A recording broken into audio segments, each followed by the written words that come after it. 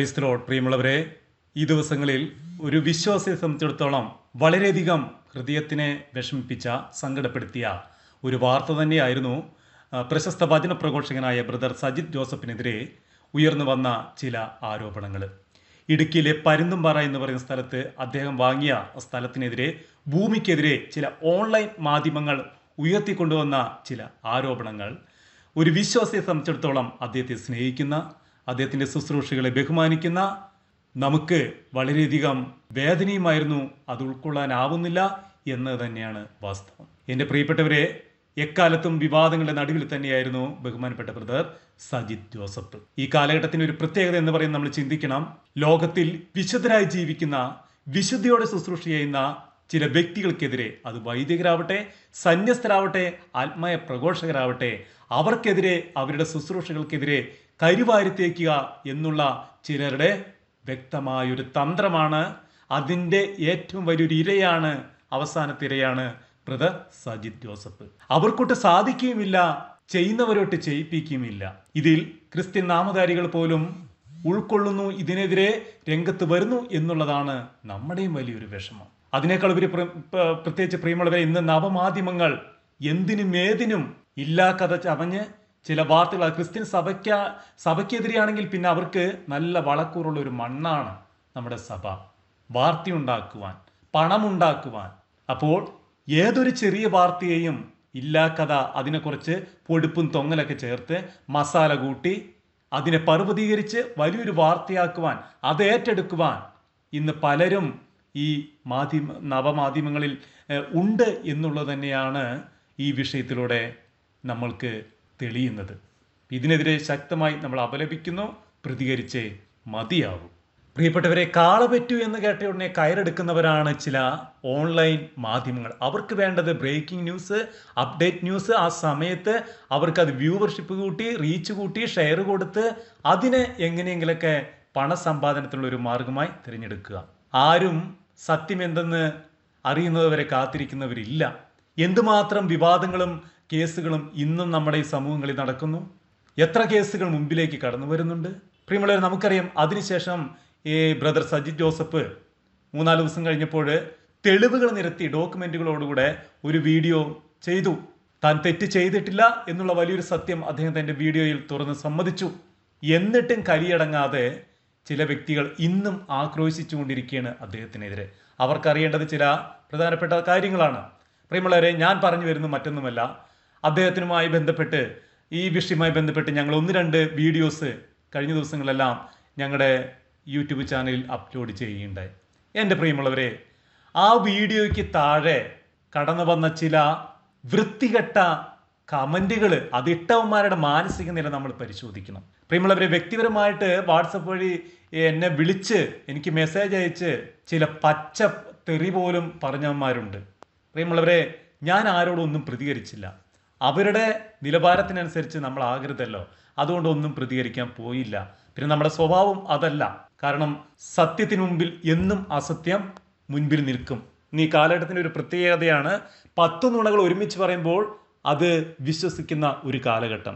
അതുകൊണ്ട് ഞാൻ ഇവരോടൊന്നും പ്രതികരിച്ചില്ല. പക്ഷെ എനിക്ക് അവരുടെയെല്ലാം അവസ്ഥ കണ്ട് സഹതാപം തോന്നിപ്പോയി. പ്രിയമുള്ളവരെ, പച്ചത്തെറി പോലും എഴുതി മെസ്സേജ് ഇട്ടവരുണ്ട്.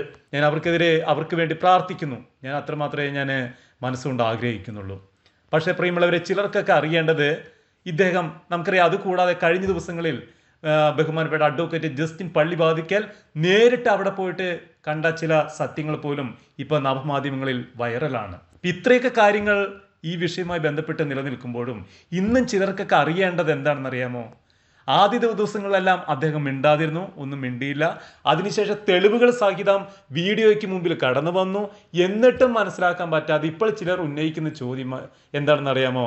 ഇതൊക്കെ വാങ്ങാനുള്ള പൈസ അദ്ദേഹത്തിന് എവിടെ നിന്നാണ് കിട്ടിയതെന്ന്. പ്രിയമുള്ളവർ, നമുക്കറിയാം, ഒരു വചന പ്രഘോഷകനെ സംബന്ധിച്ചിടത്തോളം, ബ്രദർ സജിത് ജോസഫിനെ സംബന്ധിച്ചിടത്തോളം ലോകം മുഴുവൻ ഓടുന്ന ഒരു വ്യക്തിയാണ്. അദ്ദേഹം തൻ്റെ വീഡിയോയിൽ തുറന്നു പറയുന്ന കാര്യം, വർഷങ്ങൾക്ക് മുമ്പേ തൻ്റെ മുമ്പിലേക്ക് തൻ്റെ മനസ്സിൽ ഉദിച്ചൊരു സംഭവമാണത്.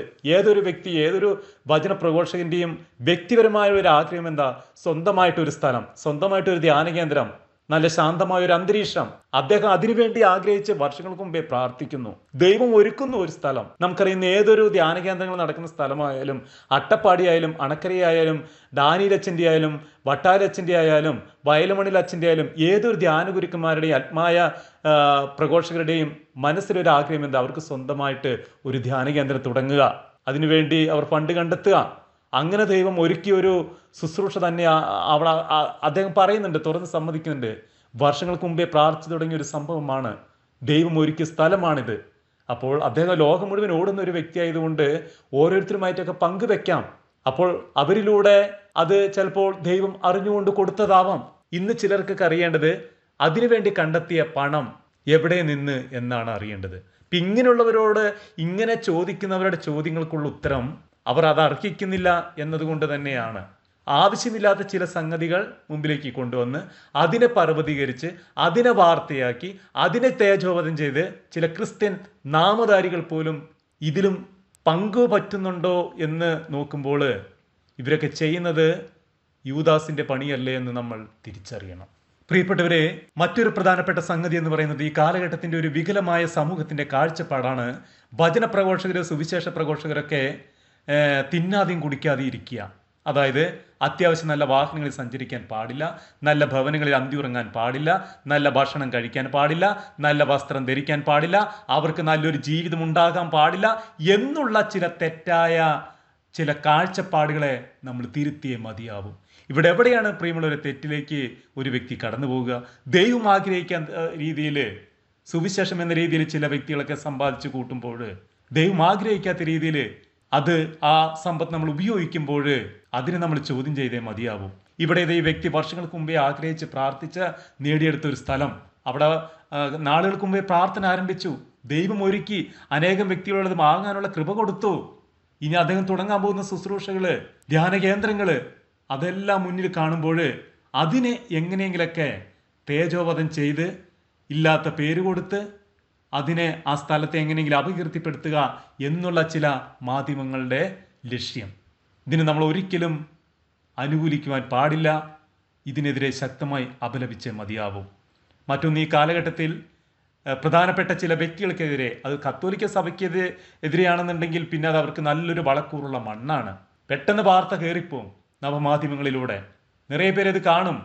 ക്രിസ്ത്യൻ നാമധാരികൾ പോലും ഇതിലുണ്ട് എന്നുള്ളതാണ് നമ്മളെയും വളരെയേറെ വേദനിപ്പിക്കുന്നത്. അതുകൊണ്ട് പ്രിയപ്പെട്ട വിശ്വാസികളെ, ഈ ബ്രദറിന് വേണ്ടി നമുക്ക് പ്രാർത്ഥിക്കാം.